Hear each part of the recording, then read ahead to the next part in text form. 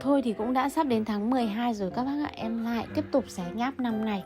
Tất cả mọi thứ đều như bắt đầu mới lại từ đầu luôn. Cơ mà bữa này em không phải ăn hoang đâu mọi người ạ. Em nói thật là cũng chả bao giờ em ăn hoang như thế này. Thôi thì tiền thưởng của công ty cho được 5 lết.